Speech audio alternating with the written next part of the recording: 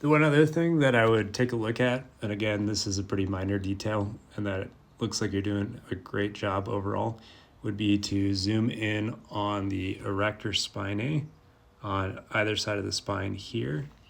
And in order to be able to look out up to see where you're going, you'll kind of pre-activate some of these muscles along the length of the spine. I'll run all the way down towards your sacrum there. Here. And when those get activated, we get into a little bit of extension through our spine.